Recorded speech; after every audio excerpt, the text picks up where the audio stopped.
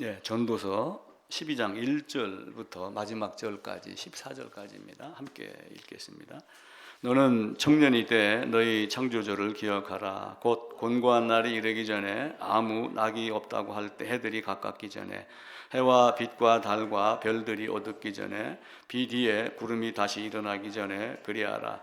그런 날에는 집을 지키는 자들이 떨 것이며 힘 있는 자들이 구부러질 것이며 맷돌질 하는 자들이 적음으로 그칠 것이며 창들로 내다보는 자가 어두워질 것이며 길거리 문들이 닫혀질 것이며 맷돌 소리가 적어질 것이며 새의 소리로 말미암아 일어날 것이며 음악하는 여자들은 다 쇠하여질 것이며 또한 그런 자들은 높은 곳을 두려워할 것이며 길에서는 놀랄 것이며 살구나무가 꽃이 필 것이며 메뚜기도 짐이 될 것이며 정욕이 그치리니 이는 사람이 자기의 영원한 집으로 돌아가고 조문객들이 거리로 왕래하게 됨이라. 은줄이 풀리고 금그릇이 깨지고 항아리가 샘곁에서 깨지고 바퀴가 우물 위에서 깨지고 흙은 여전히 땅으로 돌아가고 영은 그것을 주신 하나님께로 돌아가기 전에 기억하라. 전도자가 이르되 헛되고 헛되도다. 모든 것이 헛되도다. 전도자는 지혜자이어서 여전히 백성에게 지식을 가르쳤고 또 깊이 생각하고 연구하여 잠언을 많이 지었으며 전도자는 힘써 아름다운 말들을 구하였나니 진리의 말씀들을 정직하게 기록하였느니라. 지혜자의 말씀들은 찌르는 채찍들 같고 회중의 스승들의 말씀들은 잘 박힌 못 같으니 다 한 목자가 주신 바이니라. 내 아들아, 또 이것들로부터 경계를 받아라. 많은 책을 짓는 것은 끝이 없고 많이 공부하는 것은 몸을 피곤하게 하느니라. 이래 결국을 다 들었으니 하나님을 경외하고 그의 명령들을 지킬지어다. 이것이 모든 사람의 본분이니라. 하나님은 모든 행위와 모든 은밀한 일을 선악간에 심판하시리라. 아멘. 예, 가을이 깊어가면서 또 전도서가 생각이 났습니다. 예, 집을 지키는 자들이 떨 것이며, 집을 지키는 자는 우리의 주먹입니다. 법보다 내 주먹이 가깝지 하면서 이렇게 흔들었지만 결국은 이것이 부들부들 떨게 되고 힘이 없어지고, 그리고 힘 있는 자들이 구부러질 것이며 척추가 휩니다. 맷돌질 하는 자들이 적어지며 치아가 다 빠지고, 요즘엔 틀니를 하고 임플란트를 하지만 예전에는 그런 기술들이 없었습니다. 창들로 내다보는 자가 어두워질 것이며, 저도 안경을 썼잖아요. 창문이 닫힙니다. 맷돌 소리도 적어집니다. 새의 소리로 말미암아 일어납니다. 귀가 어두워지고 한편으로는 귀가 밝아져서 작은 소리에도 눈을 번쩍 뜨고 새벽잠이 없어지고 높은 곳을 두려워할 것이며 작은 언덕도 올라가기 힘들어합니다. 살구나무가 꽃이 필 것이며 얼굴에 검버섯이 생기기 시작을 합니다. 이런 모든 것들이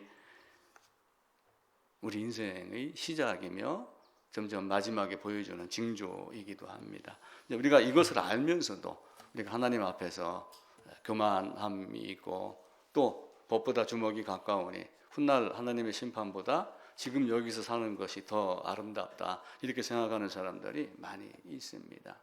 지난주에 사냥개가 용감한 이유에 대해서 말씀을 드렸죠. 총을 든 주인이 집에 뒤에 있기 때문이다. 그럼 성도는 하나님이 나를 호위하신다, 이렇게 말씀을 하셔요. 주와 동행한다. 그럼 주님과 동행하면 두려워할 이유가 없어야죠. 주님이 내 뒤에서 호위하면 겁먹지 말고 앞으로 전진해야 됩니다. 물론 그렇다고 해야 무모한 도전을 이야기를 하는 건 아니에요. 왜냐하면 혹 그런 것이 있을까 봐 하나님은 적들을 주고 또 다른 여러 것들을 준비를 해서 그 사람을 시험하기도 하고 때로는 일부러 넘어지게 하기도 하고, 그렇게 합니다. 그런 앞과 뒤에서 좌우에서 하늘에서 호위하고 지켜주신다라고 하는 것. 그래서 이스라엘이여 너는 행복한 자로다. 이와 같은 구원을 받은 자가 어디에 있느냐, 이렇게 이야기를 하며 우리의 삶을 돌아보라고 합니다. 가을이 깊어갈 때 단풍이 금세 낙엽됩니다. 그리고 그 낙엽은 결국은 예전에는 낙엽 긁어서 아궁이다가 뗐습니다. 그런 거 생각을 하면은 낙엽이 쭉정이의 마지막이 어떻게 될 것인가. 알곡은 곡간에, 쭉정이는 꺼지지 않는 불에 태운다라고 하는 의미를 옛날 사람들은 이해를 하지만 지금 사람들은 그걸 잘 이해를 못할 수도 있어요. 그래서 우리가 이런 걸 보고서도 잘 우리 인생을 살펴봐야지 됩니다. 지난 몇 주간 초기 기독교의 사회문화적 배경이라고 제목만 또 거창하게 하면서 철학과 신학에 대한 관련된 부분들을 이야기를 했는데 오늘 마저 정리를 하고 다음 주에는 다른 주제로 넘어가겠습니다. 철학에 대해서 이야기를 드렸어요. 그러면서 철학은 생각하는 힘이다 이렇게 말씀을 드렸습니다. 근데 철학하는 힘이라고 하는 이 말을 다른 말로 바꿔 얘기하면 추리라고 이야기해요. 추리. 우리가 추리 소설들 하잖아요. 어떤 생각을 아는 걸 가지고 이렇게 했겠지, 저렇게 했겠지라고 추론해 나가는 것을 추리라고 이야기를 합니다. 그래서 추리는 내가 알고 있는 걸 바탕으로 해가지고 알지 못하는 것을 헤아려 보는 것. 현재 내가 알고 있는 지식으로 인하여 새로운 지식을 터득해 나가는 것. 이게 이제 추리의 개념이 되고 한편으로는 철학의 개념이 되기도 합니다. 그래서 신학을 하는 방법이 두 가지가 있다고 그랬어요. 하나는 밑에서부터 위로, 하나는 위에서부터 아래로. 바텀 업, 탑 다운 이렇게 되어 있죠. 그럼 처음에 우리가 신학을 할 때는 어떻게 해요? 하나님을 만날 때는 밑에서부터 거슬러 올라가는 버텀 업의 개념으로 들어가요. 그럼 그 버텀이 뭐예요? 결국은 인간의 비참함을 아는 거예요. 아, 내가 죄인이고 이렇게 가는 인생이구나. 저 벌레와 같은 존재구나. 이걸 알고 그걸 알고 그 다음에는 어떻게 하지? 왜 그렇지를 점점 물어서 올라가는 것. 그러다가 마지막에 하나님을 만나는 것. 하나님의 복음이 이렇구나라고 깨닫는 것. 이걸 철학적인 방법이라고 이야기를 드렸습니다. 그래서 철학적인 방법 이렇게 이야기를 해도 되고 한편으로는 철학적 신학이다. 근데 이제 하나님을 알면 어떻게 돼요? 하나님을 알아가기 시작하면은 그 오묘한 비밀이 점점 깨달아지죠. 아, 한 분 하나님이었지만 삼위 하나님이구나. 하나이면서 셋인 하나님이구나.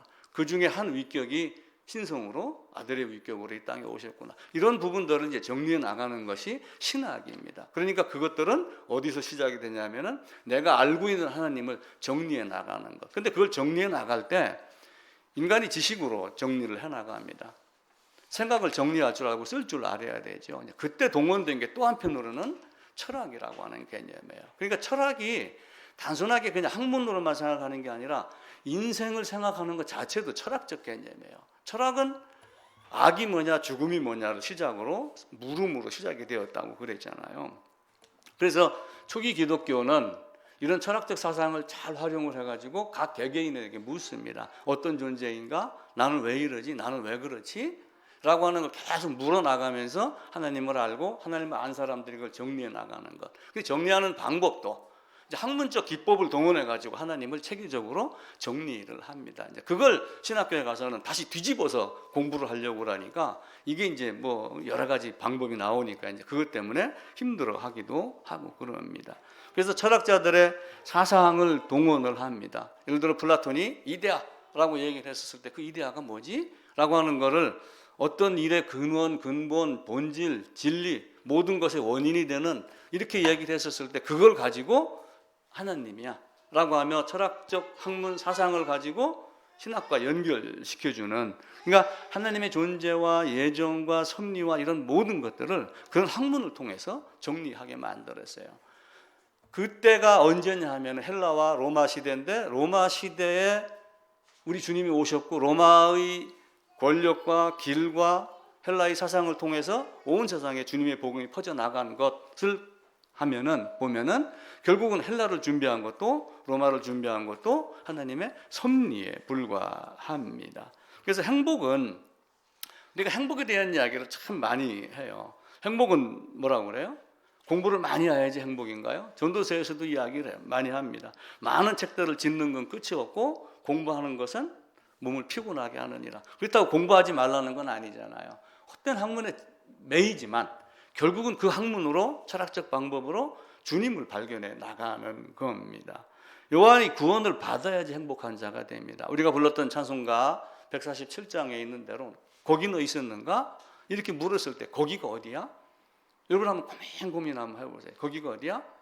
아, 예수님이 십자가에 못 박혀서 돌아가셨던, 끌려가셨던 그 뒤를 따랐던, 십자가를 잠깐 맸던 그 시몬 뭐 이런 사람들, 아 구레네 사람 누구였지 이름이? 그 그런 사람들, 그것을 자꾸 우리가 생각하지 말고 성경이 얘기하는 그곳, 너 거기가 어딘가를 한번 생각 한번 해보세요. 내가 안다고 성경을 많이 안다고 하고 지금까지 지내왔는데 거기 있었느냐를 성경은 묻는 거예요. 한 곳을 묻습니다. 그 한 곳이 어디인가라고 하는 거죠. 그래서 참 행복은 하나님 안에서만 이루어집니다. 내가 예수 안에 없었다면, 내가 아담 안에 없었다면 나는 죄인이 아니에요. 근데 아담 안에 있었기 때문에 죄인입니다. 또 의를 주시고 죄를 해결하실 분은 하나님 한 분만에 없기 때문에 하나님 안에 없으면 결국은 나에게 행복이 없는 거가 됩니다. 그래서 아우구스티누스는 악에 대한 이야기를 계속 한 거예요. 악이 뭐냐? 악의 실체가 뭐냐? 내가 어떤 마음을 다부지게 먹고 사람을 죽이거나 물건을 뺏거나 훔치거나 라고 한 어떤 적극적인 행위가 악이냐? 근데 결론은 뭐였어요? 그것이 악이 아니고 하나님이 없는 것이 악이다 라고 하는 거예요. 뒤에 또 그 아우구스티누스의 그 일생에 대한 이야기를 잠깐 언급을 합니다. 미리 말씀을 드리면은 그가 하나님이 없었습니다. 그 안에 하나님이 없고 정욕에 불탔던 생활을 했어요. 그때 그가 괴로워서 불부짖었던 게 악이 어디서 존재했느냐, 악을 누가 만들었느냐 라고 하는 것을 외쳤던 거예요. 그리고 그 외쳤던 것을 나중에 책을 쓰면서 그 책에다가 결국은 하나님이 없는 것, 선의 결핍, 하나님이 사랑하는 존재, 하나님 안에 없는 존재의 결핍, 하나님을 소유하지 못한 하나님의 소유가 아닌 소유 결핍이다라고 결론을 내린 겁니다. 세상은 여러 가지 이야기를 해요. 코스모스 밭이 이쁩니다. 아침에 꽃을 한 송이 거꾸로 잠깐 나갔다 왔어요. 멀리서 보면 이쁩니다. 가까이 와서 보니까 진딧물도 있고 그 밑에는 벌레도 있고 흙도 지저분하고 그렇습니다. 가까이 가서 보면은, 그런데 멀리서 보면은 이쁜 것 같아요. 우리 인간도 마찬가지입니다. 자기 자신을 멀리서 보고 자기의 권력과 자기의 생김새와 자기 힘과 재산과 이런 걸 따진다 보면 멋진 것 같지만 가만히 저녁에 침대에 누워서 전도서에 있는 말씀대로 너 젊었을 때 창조주 하나님을 기억하라 라고 하면 네가 어떤 모습인가를 살펴보기 시작을 하면은 추악함이 가득한 존재. 그래서 어떤 희극자가 그런 이야기를 했어요. 인생을 멀리서 보면 희극이고 가까이서 보면은 비극이다. 인생을 멀리서 보면은 희극이라고 그랬어요. 우주에 나가서 지구를 보면은 굉장히 아름답습니다. 파랗고 아름답습니다. 근데 가까이 들어가다 보면은 김정은이도 있고 핵폭탄도 있고 트럼프 같이 욕하는 친구도 있고 살인도 있고 이런 것들이 가까이 있는 거예요. 그래서 가까이 가서 보니까 비극이다. 또 둘이 마주 보면 행복이라고 합니다. 두 분이 한번 마주 봐보세요. 그럼 그 순간이 행복이라고 그래요. 근데 둘이 마주 보면서 딴 생각하면은 불행이다. 이렇게 이야기를 해요. 그러니까 우리의 삶이 늘 서로 다른 사람이 같은 곳 한 곳을 바라보는 거예요. 그래서 너는 거기에 있었느냐를 계속 묻습니다. 그래서 토마스 아퀴나스라고 하는 이 사람이 영원한 생명, 최고의 선에 도달하는 것. 그러니까 이 아우구스티누스가 존재 결핍, 선의 결핍을 해결한 것, 그것을 행복이다라고 말합니다. 그러니까 우리가 객관적으로 말하는 행복은 하나님이지만 우리가 주관적으로 행복을 찾는 것은 내가 신에게 소속되어 있었을 때, 내가 하나님의 사람이 되어 있었을 때라고 말합니다. 우리 모두는 주님을 안다라고 그러지만 실상은 쉽지 않습니다. 근데 하나님을 모른다, 거부한다라고 하면서 무신론이라고 하는 것이 이 땅에 많이 있어요. 디이즘인데 앞에다가 A자를 붙여갖고 에이티즘 해갖고 신을 부정하는 거예요. 이미 신이 있다 없다를 논하는 것 자체가 뭐냐면 무신론이 아닙니다. 이 세상은 무신론자가 한 명도 없어요. 신을 다 압니다. 로마서에서 그 말씀을 또 해요. 자, 여러분 만약에 우주 여행을 한번 시켜본다고 해보세요. 돈이 우주 여행비가 10억 원인데 10억 저는 만약에 한 100억 원이 저한테 생겼다. 우주 여행비가 20억 원이다. 그럼 저는 20억 투자해갖고 우주 여행 머슬러 우주 발사하는 거기 신청해서 거기 갑니다. 거기 가서 보면 어떤 거 느끼겠어요? 야, 신비롭다. 누가 이것을 이렇게 아름답게 했지? 그걸 다 알게 합니다. 알프스, 설악산, 단풍 이런 걸 보면서 이 조화가 어떻게 일어나는가? 어떻게 매년 11월 달 며칠쯤 되면 하루 이틀 차이가 있지만 어떻게 매일 해가 동쪽에서 뜨고 서쪽으로 지고 남쪽으로 한 번도 지는 적 없잖아요. 북쪽으로 한 번 지는 적 없고 이 신비가 어떻게 일어나지? 그게 하나님이 그렇게 정하신 거예요. 로마서 1장에 보면은 하나님을 알만한 것들이 그들 속에 보입니다. 로마서 1장 한번 찾아보겠습니다. 로마서 1장입니다. 19절 20절입니다.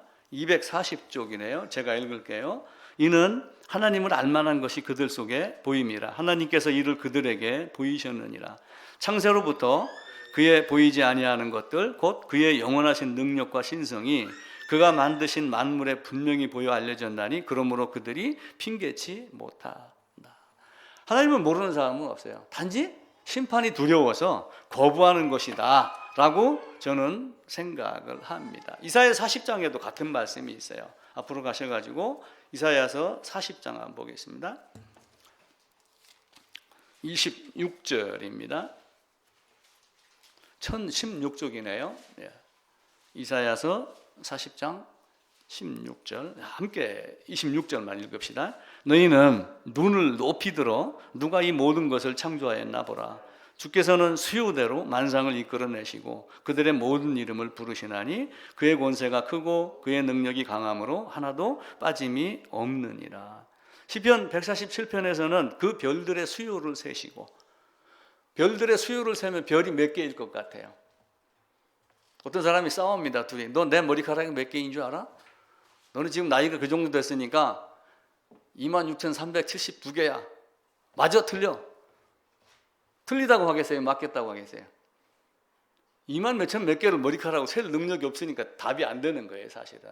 근데 하나님은 수요대로 모든 것을 다 센다고 그럽니다. 별들의 수요를. 은하라고 하는 것은 별들이 약 1,000억 개 내지 2,000억 개 있는 게 은하예요. 근데 그 은하가 1,000억 개 내지 2,000억 개 있는 게 우주입니다.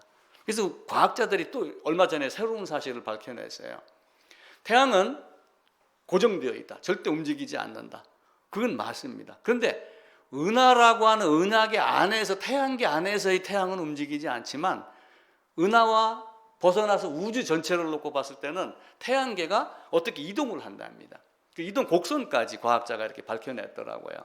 우리가 알 수 없는 많은 것들이 있습니다. 별들의 수요도 하나님이 또 창세기에서는 종류대로 만들었다 이렇게 말씀을 하죠. 그래서 하나님을 모른다 말하지 말고 사실은 하나님을 알아야지 면장을 합니다. 면장을 하죠. 복음서에도 나와 있듯이 유구무원이라는 것이 있어요. 입이 10개 있어도 할 말이 없으면 어떻게 돼요? 하나님 앞에 가서 뭐라고 얘기를 해야 될 것 아니에요. 근데 얘기할 수 없는 입이 되는 게 유구무원이다라고 말합니다. 그래서 알아야 대답을 하고 알아야 코람데오가 됩니다. 그래서 코람데오는 학교의 교훈이 아니고 네가 하나님 앞에서 어떤 존재인가, 그 철학적 방법으로 먼저 내가 어떤 존재인가를 알고 신앙을 찾아가는 그 역사를 묻는 겁니다. 소크라테스하고 플라톤하고 이제 아리스토텔레스에 대해서 계속 말씀을 드렸어요. 제가 지난주인가 그 지난주에 연대를 얘기를 하면서 BC라고 얘기를 해놓고 거꾸로 AD라고 해가지고 이 기간을 또 엄청나게 이렇게 늘리기 시작을 했는데 제가 가끔 BC 적어놓고 또 AD로 말하기도 하고 막 틀리게 말할 때가 많습니다. 여러분들이 그때는 꼭 조용한 소리로 이렇게 이야기를 해주셔야지 됩니다. 소크라테스가 있고 그 다음에 제자가 플라톤이고 또 그 제자가 아리스토텔레스입니다. 약간의 이제 시차가 발생을 해요. 17살에 제자로 들어갔다 이런 기록이 있습니다. 기록이 있다가 이제 17살에 들어간 걸로 따져갖고 하면은 소크라테스가 죽을 때 플라톤이 한 29살 정도가 됩니다. 이제 물론 이거 계산하면 연대가 또 나오겠죠. 근데 이제 그 이후에 아리스토텔레스가 또 제자로 들어가서 서로 다른 이야기를 해요. 소크라테스가 영혼이라는 것이 있다. 꽃은 다 져서 없더라도 꽃이 사라진 게 아니다라고 하며 영원한 사상에 대한 것을 이야기를 해요. 그러니까 이제 플라톤이 이데아라고 하는 걸 이야기를 하며 우리 눈에 보이지는 않지만 여기는 현상계가 아니고 보이지 않지만 어떤 것이 있다 이렇게 이야기를 하고 그러죠. 근데 아리스토텔레스는 보이는 건 난 잘 모르겠고 현재 우리는 보이는 세상에서 조금 더 나은 선한 것을 향해서 가는 것이다, 탁월함을 향해서 가는 거다 라고 하면 서로 사상을 달리 이야기를 합니다. 그런데 이데아라는 것을 이야기를 하면 보이지 않는 것을 이야기를 하지만 보이는 세계에서 보이지 않는 것을 이야기를 하니까 결국은 그도 이원론을 이야기를 하는 거예요. 또 보이는 세상에서 탁월함을 추구한다라고 말을 하지만 그 탁월함을 이 세상에서 구할 수 있냐, 이룰 수 있냐라고 스승이 물으니까 대답을 못하고 아마 그것은 우리가 생각할 수 없는 부동의 어떤 원동자, 최초의 시점이 있을 것이다. 결국은 이원론을 이야기를 하고 그러죠. 이런 사상을 이어받고 배운 아우구스티누스가 신국론을 쓰면서 신의 나라가 있고 지상의 나라가 있다. 그래서 우리도 교회도 천상교회가 있고 지상의 교회가 있다라고 하며 약간 다르게 이야기를 하는 거죠. 이 땅이 있고 나중에는 하나님 나라가 있다. 세상 나라가 있고 이런 관점으로 나갑니다. 소크라테스가 수도 아테네에서 출생하고 아테네에서 죽었습니다. 도토리나무가 여기 있으면 도토리에 관심을 갖지 아니하고 물론 도토리에 관심을 갖죠. 묵을 해먹여야 되니까. 그런데 근본인 상수리 나무나 그 도토리를 보고 나중에 큰 나무를 보는 뿌리에 대한 것, 씨앗에 대한 개념을 갖고 있었습니다. 그러면서 내가 보이는 현상세계 저 너머 있는 그 어떤 것, 보이지 않는 것, 그것이 진리다 이렇게 이야기를 했죠. 내 몸이 내가 태어나고서 가졌던 몸을 지금까지 갖고 있을까요? 아니면 아닐까요? 아니에요. 그죠? 입을 털으면 각질 떨어지고 그럽니다. 음식을 먹고 살과 피가 되는 것의 역할은 과학자들의 말에 의하면 6개월이라고 그래요. 그러니까 6개월이 딱 지나면은 이전의 내 몸과 살과 피는 없는 거예요, 사실은. 그럼 새로운 음식으로 새로운 몸을 만들어 가는 거예요. 그래서 옛날 사람들이 참 지혜 있었습니다. 우리는 결혼식 한다라고 하면 결혼식 전날 친구들하고 파티하고 술 먹고 취하고 이렇게 하는 사람들이 간혹 있었어요. 근데 예전 사람들은 결혼식이 있다, 혼례가 있다라고 하면 1년 전부터 6개월 전부터 금욕을 하며 술, 담배 안 하며 자기 몸과 마음을 관리해서 깨끗하게 후손을 낳겠다. 이런 생각을 갖고 있었던 거예요. 마찬가지로 과학자들이 밝혔던 대로 우리가 음식을 먹어도 결국은 6개월을 넘기지 못해. 그럼 6개월 이전에 살고 나는 나와 다른 존재인가? 존재의 근본이 있다라고 하는 것을 소크라테스가 영혼불멸이라는 개념으로 말을 합니다. 플라톤은 이데아라는 개념으로 이야기를 하고 있고 아리스토텔레스는 보이는 현상계. 그런데 보이는 현상계에서 탁월함이 이룰 수 없는데 그 탁월함을 이루는 존재는 뭔가 모든 사물은 움직이게 하는 것에 의해서 움직입니다. 지금 여기 마이크에 스폰지가 끼어 있어요. 가만 놔놓으면 지가 움직여요? 못 움직여요? 못 움직입니다. 내가 이렇게 빼야지 움직입니다. 그럼 나는 누가 움직이죠? 나를 움직이고 또 나를 움직였던 그 사람을 누군가가 또 움직이고 하다 보니까 처음에 뭔가 움직이게 했던 그 존재가 있다라고 하는 거죠. 자, 예를 들어서 도미노라고 하는 게임을 하잖아요. 막대기를 쭉 꽂아 놓습니다. 이렇게. 그럼 막대기 혼자가 가만히 서 있으면 넘어져요, 안 넘어져요? 안 넘어지죠. 근데 여기서 뭐가 하나가 넘어져가고 탁 건드리면은 그때부터 어떻게 돼요? 계속 이렇게 넘어지죠. 뭔가 시작점이 있다. 이걸 부동의 원동자, 최초의 원동자라고 하는 개념으로 신의 존재를 나름대로 의식을 하는 거예요. 그럼 우리도 마찬가지로 나는 누구이지? 산에 들어가서 생각을 합니다. 왜 이 세상에 있지? 난 어떻게 살아야지? 왜? 이런 얘기를 하지 않겠어요? 실제 사회에 나가서 프로그램 보면은 그런 프로그램을 많이 합니다. 우리가 어떻게 살아야지 되나? 4가지 영역으로 살아라. 신체, 정신, 뭐 이런 몇 가지를 이야기를 해요. 그러면서 한 가지 영적인 것을 갖고 살아라. 영적인 걸 살면 나는 누구인가를 물으라. 이렇게 이야기를 해요. 묻다 보니까 서로 다른 길을 가는 거예요. 성경은 한 분 하나님을 가르치고 삽니다. 그래서 소크라테스가 그런 사람들에게 너 자신을 알라. 이렇게 이야기를 하는 거예요. 너 자신을 알라는 얘기는 네가 어떤 존재인지 알라. 네가 지금 가는 그 길이 바른 길이냐, 바른 길이지 않느냐, 앞에 사람이 가니까 머무르고 따라가는 길이냐, 생각하고 사느냐, 생각하지 않느냐를 물어보는 게 소크라테스가 얘기한 너 자신을 알라라고 하는 겁니다. 관습이라고 하는 것이 있어요. 관습. 자, 기독교하고 유교하고 대척점 되는 게 제사가 나옵니다. 그럼 일반적으로 명절이 되면 제사를 지내요. 이번 코로나 때 어떤 얘기가 나왔어요? 어떤 종갓집, 6.25의 어떤 종갓집에서 옛날에도 추석에는 제사를 드리지 않았다, 이렇게 이야기를 했어요. 그런데 그동안에는 뭘 했어요? 명절 되면 가서 조상에게 제사하는 거 이야기를 했죠. 관습에 따라서 명절이 되면 고향으로 가면 묘지 찾아가서 엎드려 절하고, 이걸 다 관습이에요, 쉽게 얘기를 하면. 그럼 평일에 가면 안 되나요? 왜 꼭 음력 추석을 향해서 가야 돼요? 이 관습이라는 것은 앞선 사람이 정해놓은 것을 사실은 멋모르고 따라가는 거예요. 바꿔 얘기하면 모든 인생들이 왜 사는지 생각 안 하고 앞 사람이 출세해서 권세를 누리고 쾌락을 누리니까 이것이 최고인 줄 알고 따라가는 거예요. 그런 관습으로 살지 말고 네가 어떤 존재인가 생각해라. 이게 소크라테스가 얘기한 너 자신을 알라. 자, 우리는 성인이 되면 결혼해야 된다. 관습입니다. 그죠? 성인이 되면 결혼해야 되고, 그리고 부모는 누가 모신다고 그래요? 일반적으로 장남이 모신다고 그래요. 그 관습으로 딱 요즘에 이렇게 뒤집어지는 거예요. 야, 장남이 모셔야지. 그러니까 차남이 있다가 아니 뭐 재산은 뭐 저 큰아들한테 절반 3분의 1, 10분의 9 다 줘놓고 나보고 모시라고 그래? 그럼 큰아들이 하는 얘기가 또 뭐예요? 야, 귀여움 네가 다 받고 자랐잖아. 네가 모셔. 엄마하고 잘하는 사람은 너니까 네가 모셔야 돼. 서로 다투는 거예요. 관습과 충돌하는 것이 생깁니다. 소크라테스가 이야기를 합니다. 그 너 자신을 알라라고 하는 것이 사실은 질문에 불과한 거예요. 네가 어떤 존재이냐? 네가 가는 길이 지금 바르냐? 바르지 않느냐라고 하는 겁니다. 그러니까 관습에 따르는 삶은 어떤 삶이냐면은 뗏목을 타고 가는 삶하고 똑같아요. 바다에 가서 뗏목을 탑니다. 강에 가서 뗏목을 타요. 그럼 어떻게 해요? 강에 가서 뗏목을 타면은 아무것도 없어요. 노도 없고 아무것도 없어요. 그럼 어떻게 해요? 강물이 가는 대로 흘러가는 거예요. 가다가 막히면 서고.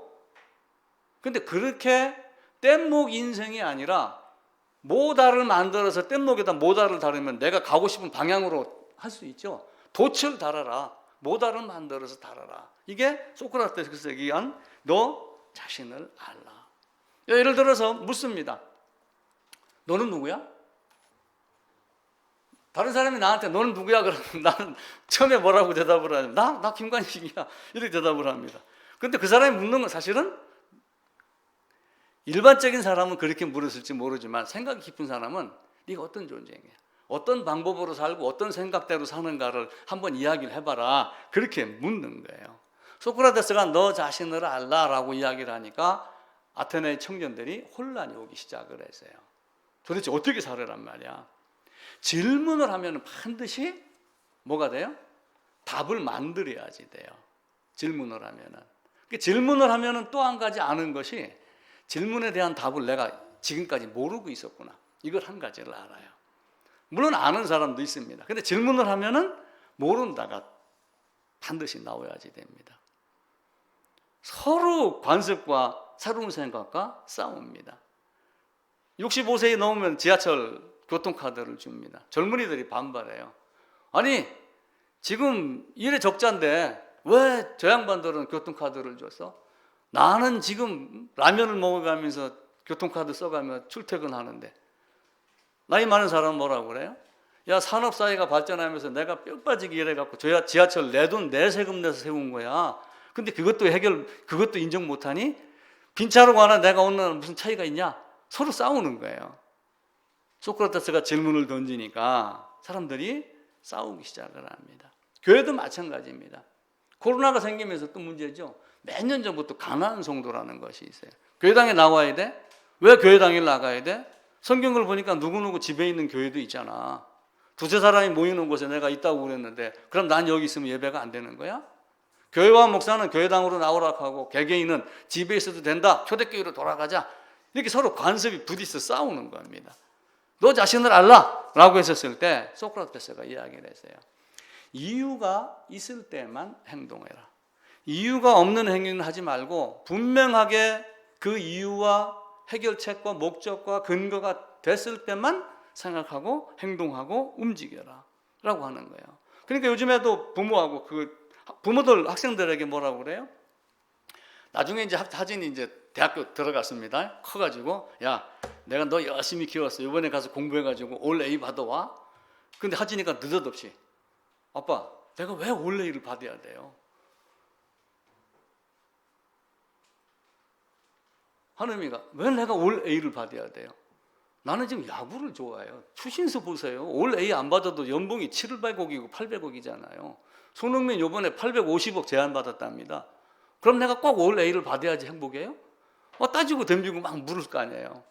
이런 것들을 정리하는 게 질문에 대한 내용입니다. 청년들이 질문을 하면서 왜 우리가 로마의 권력에 아테나의 권력에 순종하면서 그냥 이렇게 관습대로 살아가야 되느냐라고 쭉 생각을 하니까 혼란이 오면서 문제가 생기기 시작을 하니까 소크라테스를 감옥에다 가둬버렸어요. 그리고 가두고 문을 열어놨어요. 바울은 이태 동안 셋집에서 복음 전도를 했는데 사람들이 들락날락거렸어요. 바꿔 얘기하면은 가이사에게 상소를 해가지고 로마로 갔지만 너는 여기서 벗어나서 사실은 도망가도 관계가 없습니다. 정약용 유배 갔습니다. 유배 가가지고 물고기 뼈 그리고 물고기 종류 그리고 뭐 이런 거 만들었잖아요. 그죠? 농사 져가면서 돈 벌라고 땅도 사고 다 그랬습니다. 도망갈 수 있음에도 안 간 거예요. 그 포졸 하나 뭐 잠깐 뭐 하게 되면 안 되겠어요? 그 감옥 안에 소크라테스가 갇힌 감옥 안에 청년들이 들락날락거린 거예요. 일부러 들락날락 하는 거를 허용을 했겠죠. 결국은 뭐예요? 거기에 묻혀서 빠져나가 도망가라. 바꿔 얘기하면은 소크라테스 네가 한 말이 맞긴 맞아. 맞긴 맞는데 여기서 하지 말고 내 나라에서 내가 다스리는 동네에서 하지 말고 다른 데 가서 해. 나는 지금 내 방식대로 다스리는데 네가 쓸데없는 말을 하니까 지금 내가 좀 어려워지고 있어. 다른 데로 가. 교회는 안 그럴 것 같아요? 예를 들면 교회 문제 생겨요. 그럼 주로 어떻게 합니까? 헌금한 사람들이 교회 목사를 쫓아내고 그럽니다. 그렇지 않으면은 내가 나와야 돼요. 둘 중에 하나입니다. 소크라테스는 그때 한 말이 악법도 법이다. 이렇게 하면서 감옥 안에서 빠져나가지 않았습니다. 도망가라는 무언의 말을 절대로 따르지 아니하고 거기서 독배를 마시고 죽었습니다.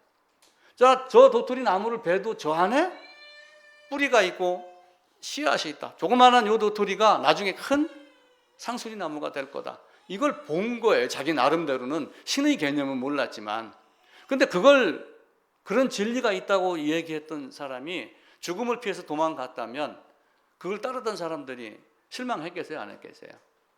실망했겠죠. 아니 뭐 죽음 너머에 뭐가 있다며, 코스모스는 다 져도 꽃 자체는 사라지는 게 아니라며, 이래 생각하고 소크라테스를 따랐는데 도망갔다면 어떻게 됐겠어요? 그래서 그는 그냥 그대로 죽임을 당했습니다. 소크라테스가 질문을 해요. 너 자신을 알라. 여러분도 늘 자기 자신에게 관대하지 말고 자기 자신에게는 날카로워야지 됩니다. 질문을 하세요. 네가 어떤 존재인가? 내가 왜 이렇게 살지? 내가 이 생각하는 것이 맞는가? 그래서 소크라테스의 질문을 뭐라고 얘기를 하냐면 질문법을 산파술이라고 이야기를 해요. 산파술. 이제 모세가 태어날 때 산파를 동원을 했어요. 애굽의 왕 바로가 산파를 보내가지고 아기 낳는 것을 도와라. 돕는데 남자만 죽이고 여자아이는 살려라. 이렇게 이야기를 했잖아요. 그러니까 아기를 낳도록 도와주는 게 산파예요. 그럼 산파가 가가지고 산모가 힘들어하니까 내가 아기 대신 낳아줄게요. 이렇게 하고 아기 자기가 낳아가지고 애엄마한테 아기를 안겨주나요? 절대로 그렇게 하지 않잖아요. 그러니까 질문은 결국 뭐냐면은 소크라테스가 답을 주지 않아요. 제가 멘토 그리고 또 트레이너 이야기를 하면서 코칭에 대한 이야기를 했어요. 코치는 답을 모릅니다. 저도 답을 몰라요. 제가 만약에 야구 LG나 롯데나 어디에 가서 내가 코치로 들어가면은 코치 할 것 같아요? 못 할 것 같아요? 당장에 코치가 가능합니다. 멘토는 안 될 수도 있어요. 트레이너는 안 됩니다. 근데 코치는 가능해요. 왜냐하면 내가 몰라도 질문을 던져서 그 사람이 스스로 답을 찾아가게 하기 때문에 그래요. 그래서 철학적 방법의 그 조건이 돼야 되는 게 내가 비참함을 알면 그때부터 자기가 자기에게 질문을 하며 찾아갑니다. 그래서 두드려라, 구하라, 두드리라, 찾으라 라고 하는 그 말은 사실은 맹목적으로 두드리라는 것이 아니라 여기에서 그런 비참함이 일어났었을 때 두드리면은 답을 얻을 것이다 라고 이야기를 하는 거예요. 만약에 소크라테스 도망갔다. 자, 이걸 베드로에게 적용을 한번 해봐요. 베드로가 네로 시대 로마에서 핍박을 받았습니다. 많은 사람이 핍박을 받아 있고 로마에 남아 있습니다. 지하 감옥 카타콤에서 출생해가지고 카타콤에다가 자기 뼈를 묻는 그런 시절도 있었습니다. 근데 베드로가 도망을 가다가 주님이 환상 중에 어떤 아이를 통해서 이야기를 합니다. 그래 베드로가 묻잖아요. 코바데스 도미네. 만약에 그렇게 하지 않고 베드로가 그냥 그대로 도망갔다면 베드로가 얘기했던 복음이 씨알이 먹혔겠어요? 씨알이 먹히지 않죠. 바울이 죽음을 두려워하지 않았습니다. 근데 바울이 물론 이태 동안 복음을 전하다가 풀려나고 4차 전도 여행을 하다가 다시 수감이 돼갖고 죽임을 당했어요. 그때는 어떤 형편인지 모릅니다. 기록이 없으니까. 근데 만약에 이태 동안 있었을 때 내가 가이사에게 상소하러 간다. 어차피 지금 재판을 받고 혹 죽을 것 같다 라고 하는 생각에 마지막에 마음이 바뀌어서 도망갔다. 그러면 로마서를 써서 보낸 부활에 대한 것이 세상 사람들이 믿음을 갖겠어요? 갖지 않겠어요? 소크라테스는 그래서 자기를 죽음으로 내주었습니다. 소크라테스가 그 이상세계에 말한 걸 플라톤이 이데아라는 개념으로 말했고 또 아리스토텔레스가 탁월함에 대한 이야기를 했지만 결국은 하나님의 신성, 하나님을 찾아가는 그 모습을 이야기를 하고 있죠. 그 부동의 원동자라고 하는 걸 아리스토텔레스가 얘기했던 그걸 가지고 나중에 이제 AD 한 1200년쯤에 토마스 아퀴나스라고 하는 중세 최고의 신학자가 등장을 하면서 신존재 증명을 합니다. 제가 프린트물 저기 뒤에다 하나씩 나눴죠. 프린트물 한번 보면은 자 보세요. 이게 삼성 창업주 이병철 씨가 질문한 내용입니다. 이게 책 제목이 이 세상에서 가장 위대한 질문이라고 하는 책 제목이 있어요. 아주 오래전에 나왔습니다. 이 책이 나왔다는 얘기를 듣고 내가 얼른 사서 봤죠. 저 나름대로 한번 쭉 정리도 한번 해보기도 했습니다. 첫 번째가 신의 존재를 증명할 수 있는가? 우리는 신의 존재를 증명할 수 없다. 그건 믿음이다 라고 이렇게 이야기를 하지만 토마스 아퀴나스는 그 부동의 원동자라고 하는 개념, 그 너머의 이데아라고 하는 개념, 탁월함이라고 하는 개념, 이걸 가지고 세상 사람들에게 신의 존재를 증명할 수 있다라고 하면 5가지로 존재 증명을 하기 시작을 해요. 그 결국은 결론은 뭐냐면은 이 아리스토텔레스가 얘기했던 그 시작점, 시초에 어떤 존재가 있다. 모든 것을 움직이게 하지만 움직이지 않고 그 움직이지 않는 것을 움직이게 할 수 있는 무엇이 없는 것. 그러니까 궁극이라고 하는 그 개념으로 존재 증명을 합니다. 자, 여러분 보세요. 이병철 씨는 삼성의 창업주입니다. 이번에 자산 주식 총액인가 뭐 이렇게 해가지고 평가가 삼성이 전 세계에서 8위인가 이렇게 평가가 됐어요. 엄청난 부자입니다. 아마 이재용 씨도 속으로는 뭔가 생각을 하겠죠. 겉으로 드러내지는 않지만. 그런데 이병철 씨의 경우는 죽기 얼마 전에, 한 달 전에 굉장히 궁금했던 거예요. 신이 있냐? 그리고 제일 마지막에 뭐예요? 지구의 종말은 오는가? 중간중간에 보면 죽음이 뭐냐? 죽음은 어디로 가는가? 20번 보면 우리나라는 부지 건너 교회가 있는데 신자도 많은데 왜 이렇게 사회범죄 시련이 많아? 17번에도 이탈리 국민의 99%가 천주교도야. 근데 왜 그렇게 공항에 가면은 관광지 가면 도둑놈이 많아? 이거 묻는 거예요. 6번 신은 왜 악인을 만들었어? 이게 예전이나 지금이나 동일하게 질문을 계속 하는 거예요. 왜 악이 나왔지? 왜 악이 나왔어? 하나님이 있다면 악이 어디서 나왔어? 하나님 없다면 신은 어디에서 나온 거야? 이걸 계속 묻는 거예요. 그 질문한 자가 누구냐면 아우구스티누스예요. 그래놓고 자기가 답을 한 거야. 신이 없는 것이 악이다.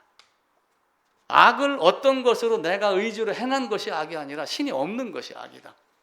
왜냐하면 아우구스티누스가 그렇게 살았어요. 잘못 살았기 때문에 그렇습니다. 그 뒷면에 보면은 신필로 이렇게 했던 게 월간중앙인가에 어딘가에 그 기사가 나면서 그 책에 그 내용이 나와요. 글씨 참 잘 쓰시죠. 신의 존재를 어떻게 증명할 수 있나? 신은 왜 자신의 존재를 똑똑히 드러내 보이지 않는가? 2번, 3번, 4번 이렇게 아주 24번까지 쭉 해놨습니다. 이게 실제의 친필 원고를 갖다 복사를 해갖고, 그리고 중앙일보 기사에 나왔어요. 천국 가기 힘들다는 부자 악인이냐? 악인이라 못 가느냐? 재물 많은 청년? 뭐 이런 얘기 여러분 저희가 많이 했죠. 여러분 어떻게 생각하세요? 그 부동의 원동자를 아퀴나스가 존재를 하면서 제1의 원동자 신이라고 하는 존재가 있다. 모든 것의 결과에는 원인이 있는데 그 원인의 원인을 따져가면 첫 번째 원인이 존재가 있다. 그게 부동의 원동자며 신이다. 이런 개념으로만 정리를 한 거예요. 물론 이제 그 내용 다른 곳에 보면 하나님이라는 것이 정리가 되긴 되죠. 그러면서 존재 증명을 크게는 5가지로 구분을 해요. 모든 사물에는 운동과 변화가 있다. 지금 이 방의 온도가 한 25도 정도가 됩니다. 가만히 있는데 25도가 됐을까요? 보일러를 떼서 25도가 됐을까요? 보일러를 떼서 그래요. 모든 사물의 운동과 변화는 뭔가 원인이 있는 것이다. 구들장이 저절로 뜨거워지지 않듯이 누군가가 열을 가해야지 된다라고 하는 것, 최초의 어떤 존재가 신이다라고 이야기를 하고 있죠. 또 모든 사물은 계속해서 작용을 하고 있는데 영원히 변하지 않는 존재가 있다. 자, 우리는 자수성가라는 이야기를 해요. 농장 지으셨습니다. 자수성가입니까? 내가 했으니까 자수성가라고 이야기를 해요. 삼성 이병철, 이건희 자수성가야. 근데 실제 자수성가인가요? 누군가의 도움이 옆에 있어야지 돼요. 일꾼도 있어야지 됩니다. 그럼 일꾼만 있나요? 농장을 짓는 철판은 어디서 구했어요? 흙은 어디서 나왔어요? 배관은 어디서 나왔어요? 그럼 전기는? 콩나물 만드는 콩은 누가 만들었어요? 내가 만드는 것이 한 개도 없는 거야. 다 누군가의 도움에 의해서 이루어집니다. 그 원 존재가 하나님입니다. 모든 사물은 저절로 태어나지 않는다. 근데 그 사물이 있게 한 존재가 하나님입니다. 또 이 세상에는 미스터 트로트 진선미가 있습니다. 미스 코리아 대회 나가도 진선미가 있어요. 진은 최고의 미입니다. 진이. 미보다 선이, 선보다 진이 최고의 아름다움이라고 그래요. 그럼 최고의 아름다움을 가진 그 사람은 아픔이 없나요? 화장실에 가서 똥 안 놓나요? 늙으면 오줌 안 쌌나요? 늙으면 왜 그 사람에게는 검버섯이 생겨요? 최고의 선인데, 최고의 진인데, 최고의 미인데 왜 그래요? 그것이 아니라 최상의 진선미를 가진 어떤 변하지 않는 진이라는 존재가 있다. 그것이 하나님입니다. 이제 어찌 보면 이것도 학문적인 그 장난에 불과할 수도 있는데 결국 이렇게밖에 이야기를 못하는 거예요. 그래서 우리는 이런 신의 존재, 이런 모든 것들을 계속해서 너 자신을 알라? 그게 이데아야? 이건 이데아가 뭐지? 근본이 뭐지? 이 모든 세계를, 이 창조물을 누가 창조했나 보라? 별들이 수요를 세시고 라고 하는 이런 정도로 계속해서 생각을 해야지 됩니다. 사람들은 착각을 해요. 창조주를 부인을 합니다. 그러면서 이 책상을 제가 만들었어요. 그럼 내가 만들었다 이렇게 이야기를 해요. 누가 오면은 이 책상 어떻게 샀어요? 물어봐요. 어떤 사람이 이거 내가 만드는 거예요. 톱으로 자르고 니스칠한 겁니다. 그러면 내가 그거에 뭐예요? 만드는 조물주예요. 창조주가 되는 거예요. 쉽게 얘기하면은.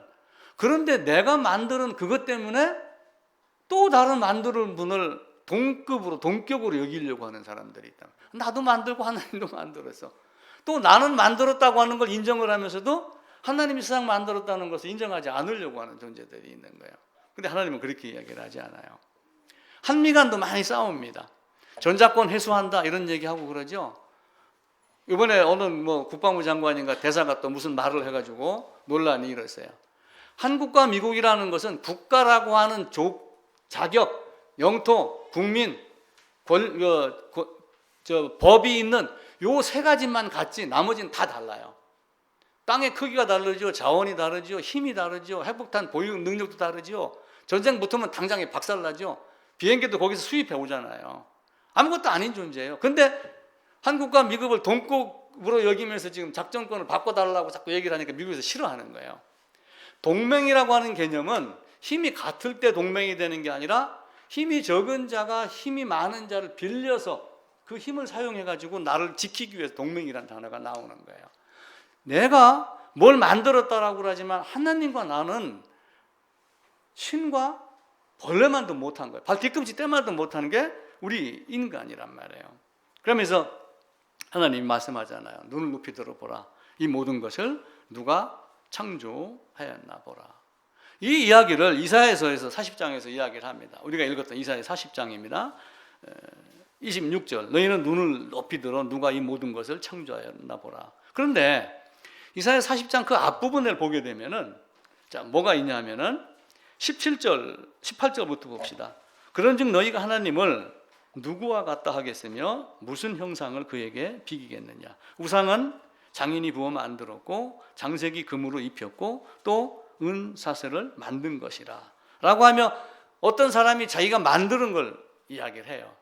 그럼 세상은 누가 만들었어요? 네가 그걸 만들었듯이 나도 온 세상을 만들었다 라고 이야기를 합니다. 근데 모세의 형 아론이 세상이 뒤집어질 말을 한번 했어요. 모세가 내려오니까 노래소리가 들렸어요. 사실을 살펴보니까 뭐가 있었어요? 금송아지를 만드는 거야. 그래갖고 모세가 묻습니다. 이게 도대체 어떻게 된 거야? 물으니까 모세가 아론이 뭐라고 그랬어요? 내가 백성들이 금붙이 갖고 오는 것을 불에다가 던졌더니 금송아지가 튀어나왔습니다. 이렇게 이야기를 했어요. 실제 그렇게 됐는가요? 근데 그 앞부분에 보면은 조각칼로 새겨서 금송아지를 만들었다라고 성경은 기록을 합니다. 이 땅에는 만들지 않으면 없습니다. 하나님이 창조하지 않으면 없습니다. 아무리 철학자들이 영원 불멸을 얘기하고 이데아를 얘기하고 탁월한 존재를 얘기하지만 성경을 통해서 그분이 하나님이다 라고 하는 것, 하나님이 세상을 창조했다 라고 하는 것을 알지 못하면 믿음의 단계를 들어갈 수가 없습니다. 그래서 히브리 기자가 집마다 지은 이가 있으니 만물을 지으신 이는 하나님이다. 골로새서 1장에서는 이렇게 말씀을 하셔요. 만물이 그에게 창조되되 땅에서 보이는 것, 보이지 않는 것, 주관자, 정세자, 권세들. 자, 고레스는 누가 세웠다고 그랬어요? 우리가 성경 찾아봤죠? 하나님이 고레스. 고레스 태어나기 170 몇 년 전에 이미 이야기를 해요. 헬라 제국이 만들어지기 전에 헬라 이야기를 합니다. 로마가 멸망하기 전에 이미 로마가 멸망돼서 쓰러질 거를 이야기를 합니다. 세상 모든 정세, 주관자 이걸 다 누가 주관을 해요? 하나님 한 분이 말씀합니다. 자, 우리는 영원히 살고 싶어 합니다. 영원이라는 개념이 없으면 영원이라 살고 싶어 하는 것이 어디서 나왔겠어요? 영원하신 하나님이 계셨기 때문에 그게 나오는 겁니다. 우리는 하나님의 존재를 우리의 생각대로 깨달아가는 것이 아니라 자 봅시다.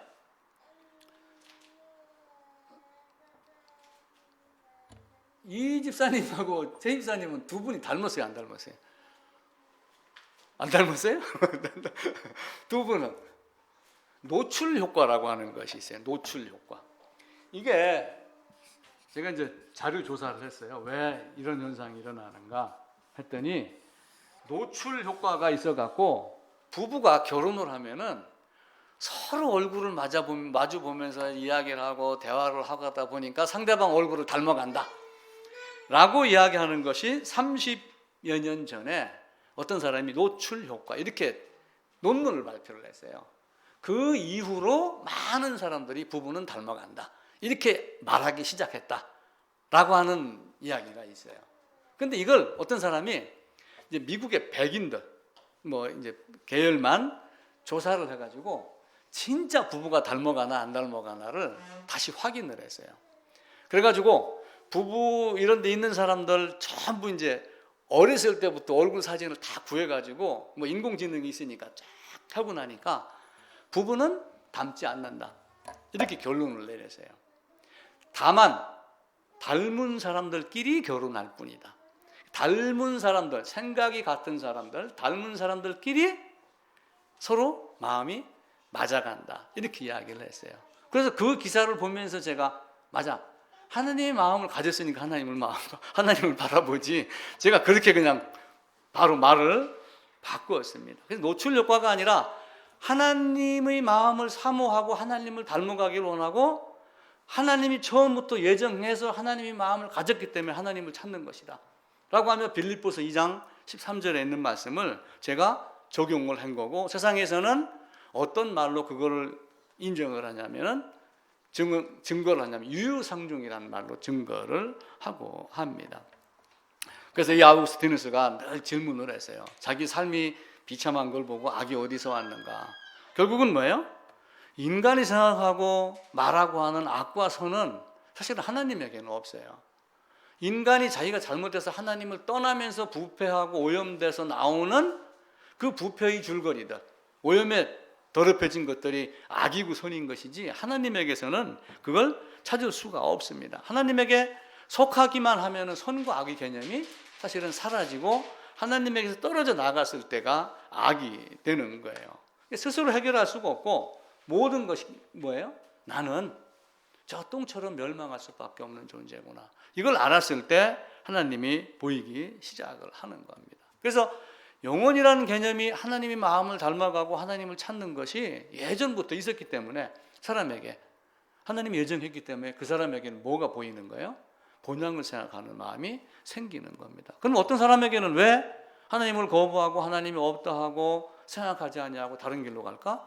그건 하나님의 마음이 하나님이 그 안에 씨앗을 주지 않았기 때문에 그렇다. 그래서 로고스 씨앗이라고 하는 이론이 있어요.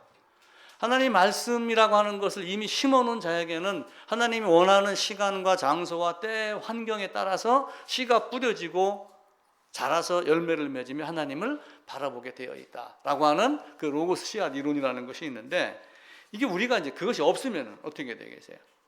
처음부터 그래서 이중 예정론이라는 게 나오는 거예요. 물론 이중 예정론이 약간 그 말이 좀 저는 어폐가 있다고 생각을 해요. 왜 그러냐면은 아담이 범죄함으로 모든 사람은 다 유기된 자입니다. 그래서 그 중에 누군가를 선택을 한 것이지, 물론 선택하지 않은 자는 유기된 자입니다. 그래서 칼빈이 말한 이중 예정설이 맞기도 하고, 한편으로는 처음부터 너는 이거고 너는 이거고 이렇게 한 건 아니었고, 또 한편으로는 그 말도 맞고, 그래서 이해를 잘 하셔야지 됩니다. 그래서 말씀이 우리에게 떠나면 하나님의 말씀이 보이지 아니하고, 이데아나 너 자신을 알라나 또 부둥이 원자나 원동자나 이런 걸로 인해서 하나님을 자꾸 잊어버리기 시작을 합니다. 그래서 성경을 여러분들이 늘 함께하고, 제가 성경 쓰기도 한번 해보자고 그랬죠. 책 한 권 드리면서. 쓰셨어요? 몇 페이지 쓰셨어요, 우리 신사모님? 제가 이제 11월 말쯤 되면, 이제 3개월 되면 물어볼 거예요. 몇 페이지? 쪽수만 올리기 꼭 하셔야지 됩니다. 얼마 전에 약간 말썽을 부렸던 전직 대위가 있습니다. 이근이라고 하는 사람이 가짜 사나이라고 하는 프로그램에 나와가지고 이렇게 인기를 끌었다고 그래요. 그러면서 훈련을 엉뚱하게 받고 그러면 너 인성이 안 좋아, 이렇게 얘기를 했다고 그래요. 너 인성이 안 좋아. 근데 나중에 알고 보니까 이제 그걸 했던 그 친구도 인성이 안 좋은 짓을 했더라고요. 근데 이제 그 친구가 국회에 국회에 나가가지고 증언을 하려고 국감의 참고인으로 출석을 하려고 했는데 여당에서 막아서 못했다라고 하는 기사가 나왔어요. 그래서 제가 왜 그게 무슨 내용인가 하고 이제 기사를 쭉 봤더니, 나라에서 여당에서 군인들에게 군에 들어가면은 처음에는 걸으면서 발 맞추는 것도 시키고 뒤로 돌아가 뭐 좌로 돌아가 이것도 다 시키다가 중간에는 뭘 시키냐면 총검술을 가르쳐요. 그럼 총검술은 뭐예요? 왜 자식에게 태권도 가르쳐요? 밖에 나가서 맞지 말라고 하는 거예요. 몽둥이 들으면은 더 죄가 무서워지니까 주먹으로 하고, 최소한도 때리지는 말고 때리면은 방언을 해라 라고 하면서 가르치는 거예요. 연준이도 마찬가지예요. 나중에 막아주고 누가 때리면 그냥 맞고 오면 부모로서는 화가 납니다. 그럼 군인에게 총검술을 폐지하라는 얘기는 결국 뭐예요? 핵폭탄이 있고 대륙간 탄도미사일이 있어도 마지막에는 그 땅을 밟은 사람의 땅이 되는 거예요, 전쟁은. 그럼 마지막 전쟁에서는 어떻게, 총알 떨어지면 총검술 갖고 총 끝에다 칼을 달거든요. 그러고 싸웁니다. 그것도 떨어지면 주먹으로 싸워야지. 그게 육탄전이라고 그러잖아요. 그 신문을 보면서 만약에 우리에게서 성경을 뺐으면, 우리에게서 성경을 가지고 훈련시키지 않는다면 어떤 결과가 오겠는가, 이 생각이 들어가는 거예요. 그래서 우리는 태도라고 하는 것에 대해서 철저하게 고민을 하셔야지 돼요. 신앙을 하면서 태도. 언젠가도 한번 제가 말씀을 드렸어요. 태도, 애티튜드라고 하는 것이 있어요. 이 마음가짐이에요. 마음가짐 안에서 인성, 성실성, 성숙성 이런 것들이 어떻게 되어 있느냐에 따라서 달라지는 겁니다. 그래서 성경을 가지고 우리가 그걸 계속해서 고치고 또 훈련받고 이렇게 해서 바꿔 나가는 거예요. 군인에게 총이 없으면 그건 죽은 겁니다. 성도들에게 성경이 멀리 있으면 어떻게 되겠어요? 이게 주일날만 들고 나오는 책이라면 어떻게 되겠어요? 도입사님 어떠세요? 주일용 매일 보는 것? 도입사님 매일 보는 것? 이게 돼야지 돼요. 그래서 제가 가끔 책 사서 나눴지요. 교리 공부도 했지요. 교회사 공부도 했지요. 또 이번에는 성경 말씀을 직접 공란에다가 기입하자. 지난 중간에 연대표도 나눠드리죠. 왜 그렇게 해요? 여러분과 하나님과 1대1의 만남이 돼야지 돼요. 신앙이 어려울 수도 있습니다. 그런데 무인도에 가서 혼자 살아도 살아남아야지 신앙이지, 살아남지 못하면 종교에 불과한 겁니다. 겉모습 갖고 되는 게 아니에요. 국회에 가면은 제가 연초마다 국회에 설교를 하러 몇 년을 다녔어요. 올해는 코로나 때문에 안 부르더라고요. 어느 여성 의원이 국회 그 본회의에 들어가면서 붉은색 원피스를 입고 갔어요. 그래갖고 또 난리가 났습니다. 국회 안에 불량하게 원피스를 입고 왔다. 그것도 붉은색을 입고 왔다. 그랬더니 그 양반이 딱 되짚어서 하는 얘기가, 국회의 권위가 양복으로 채워지느냐, 이렇게 딱 되짚어 물었어요. 그 말이 맞죠, 그죠? 그러니까 우리는 관념적으로, 관습적으로 어떻게 돼요? 까만 양복을 입고 위에 높은 사람들은 까만 차를 타야 되고, 이런 관습에 젖어 사는 거예요. 그런데 너 자신을 알라, 이렇게 해서 계속 묻고 이렇게 해나가는 거예요. 세상은 정말 어려운 말씀입니다. 왜 천국을 침노하라고 그랬죠? 천국을 왜 침노하라고 그래요? 천국으로 들어가는 문은 좁아요, 넓어요? 좁다, 넓다, 좁다. 이춘혜 씨가 큰일 났네. 좁다며. 천국으로 들어가는 문 넓어요. 굉장히 넓습니다. 성막을 보면은 그림으로 가르치잖아요. 성막이 여기서 여기까지가 50규빗이에요. 곱하기 이제 45cm인데 0.5로 하게 되면 25m가 돼요. 5, 25. 여기서 여기까지가 이게 20규빗인가 돼요. 곱하기 0.5를 하면은 이게 10m예요. 10m. 천국으로 들어가는 문은 넓어요. 근데 왜 좁다고 했을까요, 예수님은? 죄를 깨닫고 재물을 갖고 들어가지 않을 수 없는 좁은 문이에요. 그리고 철로역정에 보게 되면은 이 안으로 들어가려고 하면은 여기에 누가 있냐면 군사가 있어요. 손에다가 칼을 들고 빼쪽한 수십 명이 지키고 있어요. 어떤 군사일까요? 아군일까요? 적군일까요? 아군이 적군이에요? 적군이에요. A라고 하는 사람이 여기에 들어가지 못하도록 회방꾼이 많은 거예요. 그래서 천국은 침노예요. 그들을 제껴놓고 뿌리치고 그들을 죽이고, 그리고 거기를 뚫고 들어가라. 그게 천국은 침노하는 자의 것이다. 세상은 가진 것들로 우리에게 많은 것들을 가르쳐요.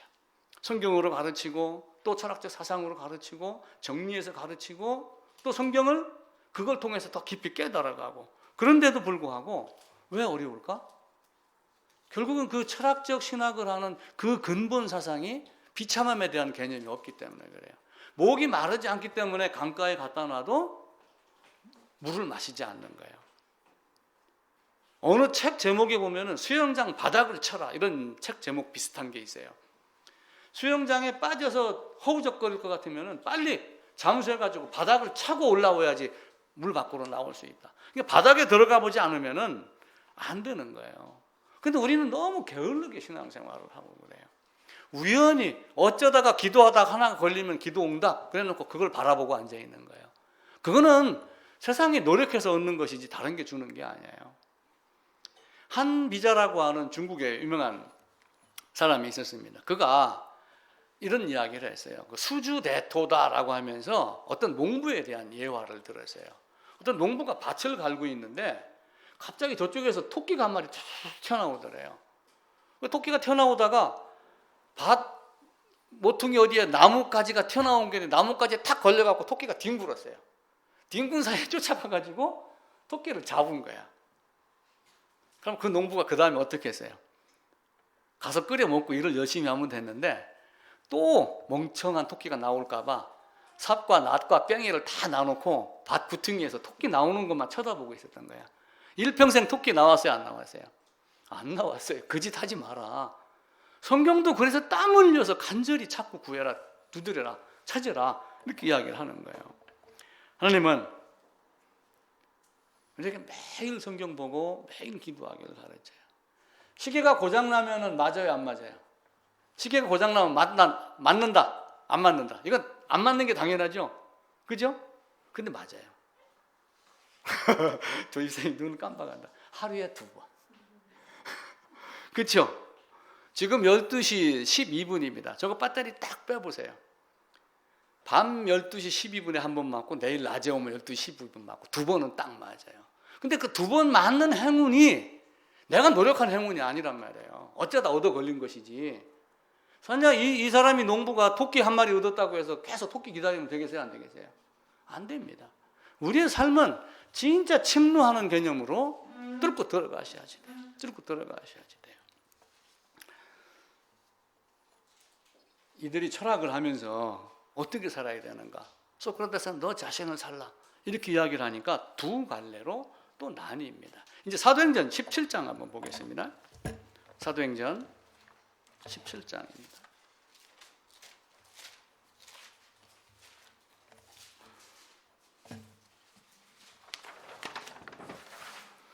17장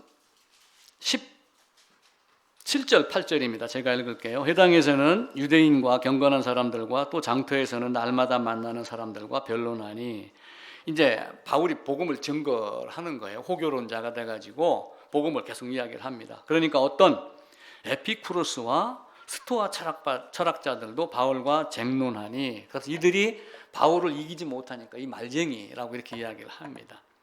이제 소크라테스 그 이후로, 플라톤 이후로, 아리스토텔레스 이후로 이 스토아파라 에피쿠로스라고 하는 사람들이 등장을 해요. 근데 이 스토아파가 뭘 했냐면은 금욕주의를 이야기를 했습니다. 스토아가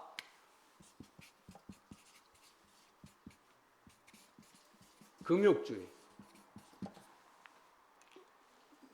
왜 내 스토아파를 끌어들이냐면은 아우구스티누스가 17에 공부를 하러 가지고, 지금 따지면 고등학생 신분에 여자를 사귀어가지고 여자를 데리고 약 15년 넘게 동거를 했어요.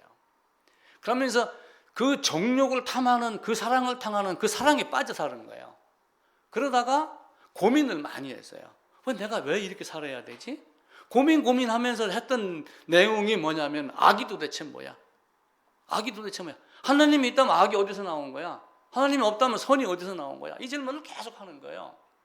그래 놓고 이 사람이 자기 절제를 못했어요. 자기 절제를 못하다가 어디로 빠졌냐면은 19살에 마니교로 빠졌어요. 이 마니교가 영지주의 이원론하고 비슷한 거예요.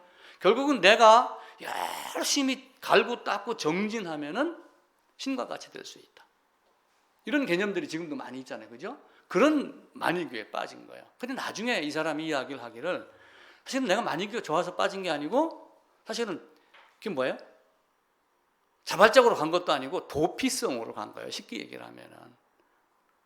아, 이렇게 하면은 신과 같은 존재가 될 수 있다라고 하는 그런 거예요. 근데 거기에 빠지면서도 늘 고민을 했어요. 왜 나는 이렇게밖에 생활을 못하지? 생활하지 못한 얘기는 뭐예요? 악이 뭐야? 악이 뭐야? 하나님이 뭐야? 그리고 계속 생각을 하고 엄마를 통해 가지고 그 이야기를 계속 들었지만은 자기가 결단하는 능력이 없었던 거예요. 나는 안 가야 돼. 저 나오나 마냥 가야 돼. 순위 찾아 가야 돼. 하고 탁 간다고 하는 어떤 결단이 없이 주저하고 살았던 거예요. 그러다가 몸이 아프고 병이 오고 그랬어요. 근데 그런 생활을 하면서도 공부는 얼마나 열심히 했는지 수사 교수가 됐어요. 근데 그때 당시에 그 교수는 로마의 어떤 관제 시스템 안에서의 교수가 형태가 되기 때문에 관료직에 대한 개념도 있답니다. 명예도 얻었어요. 그 명예를 얻어지니까 그 다음에 뭘 한 거예요? 내가 못된 짓을 하다가 갑자기 국회의원에 딱 당선이 됐어요. 그러니까 이제 참한 아내를 새로 얻어야지 이렇게 해가지고 젊은 사람하고 결혼을 했는데 로마 법에는 아마 약혼을 하고 2년간 숙려기간을 두는 아마 이런 게 있었던가 봐요. 근데 그 2년을 못 참고 또 창녀하고 생활을 하고 그렇게 했어요. 그게 너무 괴로운 거야. 그러다 보니까 몸이 병들고 마음도 병들고 이 비참함에서 어떻게 벗어날 수 있을까? 그래가지고 자기가 교수직을 내려놓고 예를 들면은 원주에서 뭐 귀례로 아니면 원주에서 저쪽 어디 뭐 소초리로 이런 식으로 시골로 가가지고 쉬고 있었습니다. 그리고 그날도 괴로움에 막 울고 있었어요. 왜 내 생활이 왜 이래? 엄마가 그렇게 기도를 했다는데 나는 왜 이 모양이야? 하나님이 계신다는데 도대체 악이 어디서 온 거야? 그런데 담장 밖에서 노랫소리가 들렸어요. 그 무슨 노래인지는 모르지만 노래 가사가 뭐였죠? 집어들고 읽어라, 집어들고 읽어라. 그 이야기가 반복해서 들린 거예요. 그래가지고 딱 갖고 있다가 쫙 성경을 핀 거예요. 딱 피니까 어디에? 저도 피니까 딱 나오네. 로마서 13장입니다. 저는 간지를 찔러놨어요. 찾으려고. 로마서 13장 같이 한번 읽어봅시다. 258쪽입니다.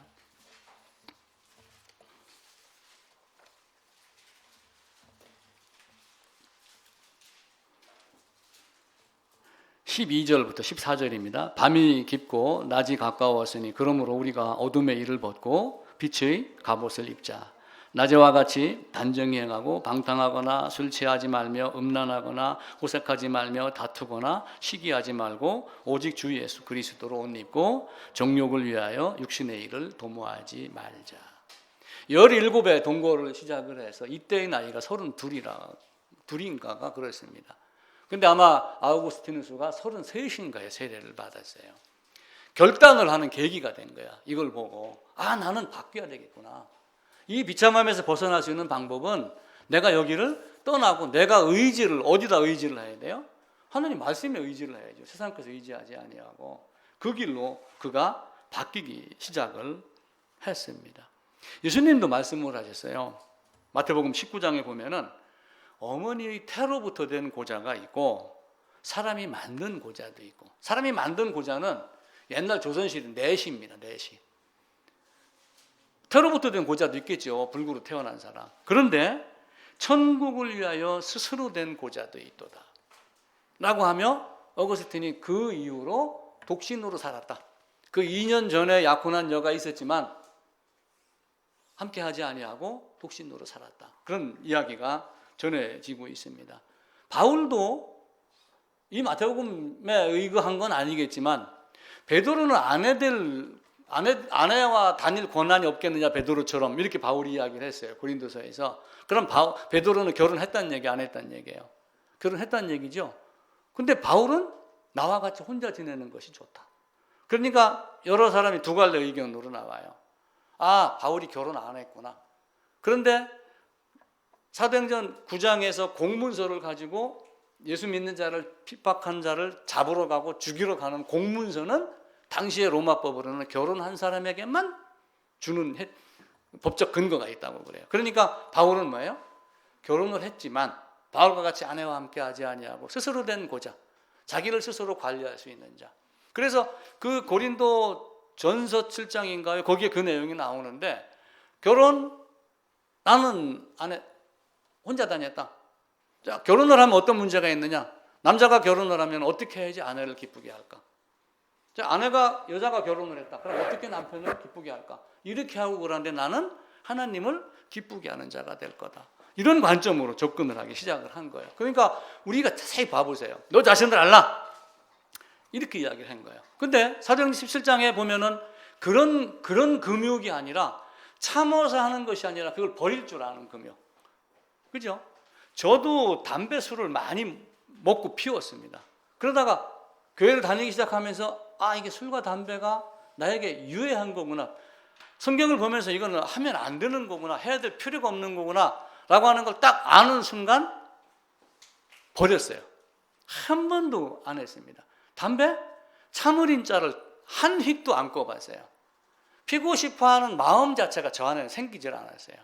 그래서 사람들이 저한테 물어요. 참 독하다. 난 독한 게 아니야. 생각이 안 나서 안 했을 뿐이야. 근데 아마 어거스틴은 그렇게 살았을 거예요. 그럼 우리의 삶은 어떻게 해야 돼요?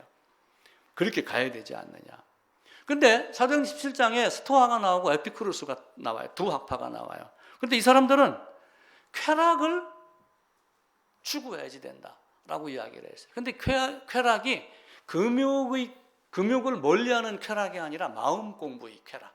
그러니까 육체의 쾌락을 따라가는 게 아니라 정신의 쾌락, 마음의 평정을 찾는 것을 에피쿠로스 학파가 찾기 시작을 한 거예요.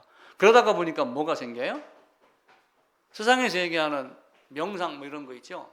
사실은 그런 것들이 거기에 속하는 겁니다. 어쩌면 요가도 거기에 속할 수가 있어요. 그래서 요가나 이런 걸 굉장히 조심을 많이 해야지 됩니다. 그래서 또 한편으로 우리가 기도를 할 때도 마찬가지로 시편에 보면은 기도에 대한 이야기가 나와요. 내가 새벽에 주의 말씀을 읊조리려고 일찍 일어났습니다. 이렇게 하는 말씀이 나와요.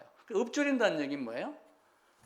이야기를 한다, 그 얘기예요. 큰 소리를 했는지 작은 소리를 했는지는 모르지만은 읊조린다라고 하면서 내가 중얼중얼 이렇게 했다. 그래서 기도도 할 때도 아무 말도 안 하고 입 꾹 다물고 하는 것보다는 입을 열고 하는 게 좋고, 큰 소리로 하려면은 옆 사람에게 방해받지 않게 골방 가서 하고 산에 가서 하고, 그렇지 않으면은 작은 소리로라도 읊조리면서 하는 것이 좋은 것이다 라고 생각을 합니다. 어쨌든 철학과 신학에 대한 이야기를 하면서 사실은 우리 마음의 태도에 대한 것을 강조하고 싶었던 거예요. 우리의 태도가, 애티튜드가 어떻게 되느냐에 따라 다릅니다. 사람의 본성과 인성과 이런 거에 따라서 모든 것이 다 달라요. 이병철 씨는 그러면서 하나님의 존재가 뭐냐, 신의 존재가 뭐냐 물어봤어요. 제가 근무했던 포스코는 박대준 씨가 회장으로 있었는데 신과 같은 존재였어요. 정주영 씨나 이런 사람들, 삼성의 사장들 들어와서 조인트 맞고 가고 그랬어요. 그때 당시에. 왜냐하면 박정희 대통령이 마패를 하나 줬어요. 아무도 박대준이는 건들지 마라. 나한테 죽는다. 그래갖고 예를 들어 업자가 들어와서 뭘 좀 챙기자, 뭐 뒷돈, 뭐 공사, 뭐 이런 거 쭉 얘기했을 때 그거 하나 탁 벗겨주는 거예요. 아무도 이해 못했어요. 그 사람은 제토스 건물을 짓다가 1층, 2층까지 예를 들면 그 건물을 올리기 위한 기초 콘크리트를 다 완성해 놓고 1층을 올리려고 하는데 한날 가가지고 거기다 구멍을 뚫어갖고 다이아마트로 폭발을 시켜버렸어요. 땅 저 반석에까지 파일을 받고 이걸 세우는데 이렇게 해가지고 앞으로 5층, 6층에 셀을 만드는 쇳덩어리가 올라설 수 있겠느냐. 그러면서 그걸 폭발을 시켜버렸어요. 그렇게 해놓고 중국 날짜는 똑같이 잡은 거야. 연기시켜주지 아니하고. 그래놓고 4조 3교대, 5조 4교대, 6교대 하가면서 막 계속 그걸 돌려갖고 중국 날짜는 또 맞췄어요. 기초가 그만큼 튼튼하다라고 하는 거. 그 사람 별명이 제가 살던 그 주택단지 효자 어디에 효자 주지라고 하면서 주지라는 얘기를 썼어요. 나중에 보니까 정치에 나왔다가 낙마하고 이렇게 하면서 결국은 교회로 가가지고 뭐 세례를 받았더라. 뭐 이런 얘기도 있습니다. 교회를 이야기를 하는 것이 아니라 기초에 대한 것, 질문에 대한 것, 궁금한 것, 이걸 여러분들이 스스로 갖고 있지 않으면 절대로 살아남을 수 없습니다. 반드시 내가 어떤 존재인가를 늘 물어야지 돼요. 너 자신을 알라. 그래갖고 뭐 네 꼬라지 알라. 쉽게 얘기하면 그 얘기예요. 죄뿔도 없는 게 뭐 가진 게 뭐 이병철 씨까지 돈 많은 사람도 질문하고 그러는데 그깟 뭐 어디 원주시장 하나 됐다고 하늘 높은 줄 모르고 까불지 말라. 그거 얘기하는 거예요. 아무것도 아닌 존재예요. 죽으면 순간 흙으로 돌아갑니다. 뭘 가지고 가요? 가져갈 수 있는 거 있나요? 저도 약간 어떤 문제가 있어갖고 돈 몇 푼 갖고 나한테 지금 마음이 약간 좀 움직이는 것이 흔들리는 게 있어요. 근데 따지고 보면은 그것도 아무것도 아닌 거예요. 다 놓고 가는 거예요. 그렇다고 굶어 죽을 수는 없지만 내가 진짜 찾고 구하고 두드리고 매달릴 것이 뭔가. 그냥 관습에 젖어 사는 것이 아니라 내가 왜 살고 무엇 때문에 살고 무엇을 추구해 살아야 되는가. 그거를 이제 철학자들은 계속 묻는 거예요. 그리고 이제 그 후에는 초대교회 이후에서 그걸 가지고 바울이, 베드로가, 학문이 있는 자, 특별히 바울 같은 사람이 그 철학 사상과 이 신학을 잘 연결시켜 갖고 이 땅에 복음이 전해지게 만들고, 아우구스티누스, 토마스 아퀴나스 이런 사람들이 많은 책을 지면서 우리에게 더 많은 체계적인 것, 그런 사상과 학문을 가지고 성경을 우리에게 가르쳐 준 것. 그러니까 지금은 얼마나 행복한 시대예요. 옛날에는 몰라서 몰랐잖아요. 근데 지금은 손에 쥐고 있고 가르쳐 줘도 깨닫지 못하고 거부하고 이렇게 된다면 하나님 앞에 가서 할 말이 있겠어요? 할 말이 없죠. 그러니까 제가 철학을 잘 모르면서 괜히 그 새 양반 이야기를 쭉 꺼냈는데, 이런 사람들이 사실은 많은 기초를 다듬어 놨습니다. 신구약 중간 시대에 어쩌면은 그 메세네 파니 뭐 이런 것보다 더 중요한 사람들의 역할이 아니었던가. 그래서 우리가 늘 자기 자신을 돌아보고 더 아름다운 삶이 되기를 부탁을 드리겠습니다.